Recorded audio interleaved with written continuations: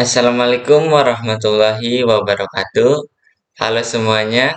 Di kesempatan kali ini saya akan membuat video presentasi yang diperuntukkan sebagai ujian tengah semester mata kuliah Sistem Operasi yang didoseni oleh Bapak Eko Martanto MKom. Langsung saja kita pada materinya. Nah, untuk materinya ada mikrokernel dalam sistem operasi. Nah, apa sih mikrokernel itu? Sebelum membahas lebih lanjut mengenai mikrokernel, apa sih kernel itu? Kernel adalah bagian penting dari OS yang mengelola sumber daya sistem. Ini juga bertindak sebagai jembatan antara perangkat lunak dan perangkat keras komputer. Ini adalah salah satu program pertama yang dimuat saat startup setelah bootloader.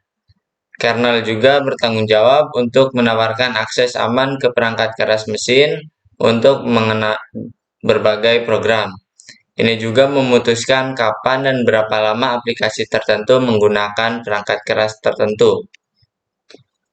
Nah, selanjutnya ada mikrokernel. Jadi, mikrokernel adalah perangkat lunak atau kode yang berisi jumlah minimum fungsi, data, dan fitur yang diperlukan untuk mengimplementasikan suatu sistem operasi. Ini menyediakan sejumlah mekanisme minimal yang cukup baik untuk menjalankan fungsi paling dasar dari suatu sistem operasi. Ini memungkinkan bagian lain dari sistem operasi untuk diimplementasikan karena tidak menerapkan banyak kebijakan. Mikrokernel dan lingkungan penggunanya biasanya diimplementasikan dalam bahasa pemrograman C++ atau C dengan sedikit perakitan. Namun, bahasa implementasi lain dimungkinkan dengan beberapa pengkodean tingkat tinggi. Kemudian ada kernel monolitik. Kernel monolitik menjalankan semua layanan sistem dasar seperti manajemen proses, manajemen memori, komunikasi input-output, dan penanganan interupsi sistem file dan lain-lain di ruang kernel. Dalam pendekatan kernel jenis ini, seluruh sistem operasi berjalan sebagai satu program dalam mode kernel. Sistem operasi ditulis sebagai kumpulan prosedur yang dihubungkan bersama ke dalam program biner besar yang dapat dieksekusi. Selanjutnya ada arsitektur mikrokernel. Mikrokernel adalah bagian terpenting untuk implementasi sistem operasi yang benar. Anda dapat melihat pada diagram di bawah ini bahwa mikrokernel memenuhi operasi dasar seperti memori, mekanisme penjadwalan proses, dan komunikasi antar proses. Mikrokernel adalah satu-satunya perangkat lunak yang dijalankan pada tingkat hak istimewa. Fungsi penting lainnya dari OS dihapus dari mode kernel dan dijalankan dalam mode pengguna. Fungsionalitas ini dapat berupa driver perangkat, aplikasi, server file, komunikasi antar proses, dan lain-lain. Kemudian apa aja sih komponen mikrokernel? Mikrokernel hanya terdiri dari fungsi inti sistem. Sebuah komponen dimasukkan ke dalam mikrokernel hanya jika meletakkannya di luar akan mengganggu fungsionalitas sistem. Semua komponen tidak penting lainnya harus dimasukkan ke mode pengguna. Jadi fungsi minimum yang diperlukan dalam mikrokernel adalah yang pertama, mekanisme manajemen memori seperti ruang alamat harus dimasukkan dalam mikrokernel. Ini juga berisi fitur perlindungan memori. Kemudian yang kedua, mekanisme penjadwalan prosesor harus berisi penjadwal proses dan thread. Kemudian yang ketiga, komunikasi antar proses mengelola server yang menjalankan ruang alamatnya sendiri.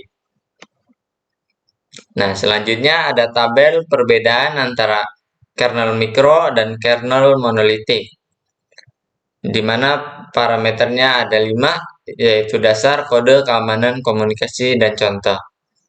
Kemudian dari dasar, kernel monolitik ini adalah proses besar yang berjalan dalam satu ruang alamat. Sedangkan mikrokernel itu dapat dipecah menjadi proses terpisah yang disebut server. Jadi kernel monolitik ini proses besar namun berjalan di satu ruang alamat saja. Sedangkan mikrokernel dapat dipecah prosesnya. Kemudian dari kode untuk kernel monolitik, untuk menulis kernel monolitik diperlukan lebih sedikit kode, sedangkan mikrokernel untuk menulisnya diperlukan lebih banyak kode. Perbedaan keamanan dari kernel monolitik. Jika suatu layanan mogok, seluruh sistem akan runtuh dalam kernel monolitik. Sedangkan mikrokernel, jika suatu layanan mogok, hal itu tidak pernah memengaruhi kerja mikrokernel. Dari sisi komunikasi, kernel monolitik ini adalah file biner statis tunggal, sedangkan mikrokernel server berkomunikasi melalui IPC. Kemudian ada contoh kernel monolitik dan mikrokernel. Yang kernel monolitik contohnya adalah Linux, BSD, Microsoft Windows 95, 98, dan ME, Solaris, OS 9, IX, DOS, XTX 400, dan lain-lain. Kemudian contoh mikrokernel ada L4 Linux, QNX, Symbian K42, Mac OS X, Integritas, dan lain-lain. Kemudian keunggulan mikrokernel. Ada beberapa keunggulan dari mikrokernel. Yang pertama, arsitektur mikrokernel berukuran kecil dan terisolasi sehingga dapat berfungsi lebih baik. Mikrokernel aman karena hanya komponen-komponen yang disertakan yang mengganggu fungsionalitas sistem. Perluasan sistem lebih mudah diakses sehingga dapat ditambahkan ke aplikasi sistem tanpa mengganggu kernel. Mikrokernel bersifat modular dan modul yang berbeda dapat diganti, dimuat ulang, dimodifikasi bahkan tanpa menyentuh kernel. Lebih sedikit sistem yang crash jika dibandingkan dengan sistem monolitik.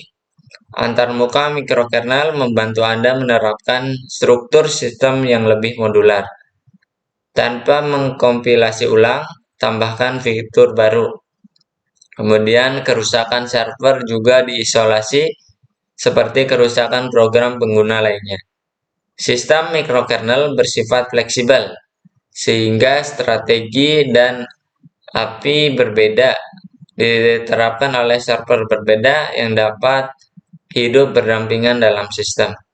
Dan yang terakhir, peningkatan keamanan dan stabilitas akan mengakibatkan penurunan jumlah kode yang berjalan pada mode kernel. Sedangkan ada beberapa kerugiannya. Yang pertama yaitu menyediakan layanan dalam sistem mikrokernel mahal dibandingkan dengan sistem monolitik normal. Kemudian peralihan konteks atau pemanggilan fungsi diperlukan ketika driver diimplementasikan masing-masing sebagai prosedur atau proses. Dan yang ketiga, kinerja sistem mikrokernel dapat berubah-ubah dan dapat menimbulkan beberapa masalah. Nah, dari materi yang sudah saya jelaskan tadi, ada beberapa ringkasan. Yang pertama, kernel adalah bagian penting dari OS yang mengelola sumber daya sistem. Kemudian, mikrokernel adalah perangkat lunak atau kode yang berisi minimum fungsi, data, dan fitur yang diperlukan untuk mengimplementasikan sistem operasi. Yang ketiga, dalam pendekatan kernel monolitik, seluruh sistem operasi yang berjalan sebagai satu program dalam mode kernel. Kemudian, mikrokernel adalah bagian terpenting untuk implementasi sistem operasi yang benar. Mikrokernel hanya terdiri dari fungsi inti sistem. Kemudian, kernel monolitik adalah proses besar yang berjalan dalam satu ruang alamat, sedangkan mikrokernel dapat dipecah menjadi proses terpisah yang disebut server.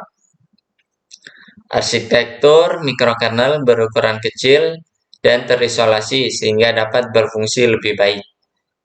Dan yang terakhir, menyediakan layanan dalam sistem mikrokernel mahal dibandingkan dengan sistem monolitik normal. Nah, mungkin itu saja yang bisa saya sampaikan pada kesempatan kali ini. Kurang lebihnya mohon maaf. Billahi taufiq walhidayah. Wassalamualaikum warahmatullahi wabarakatuh.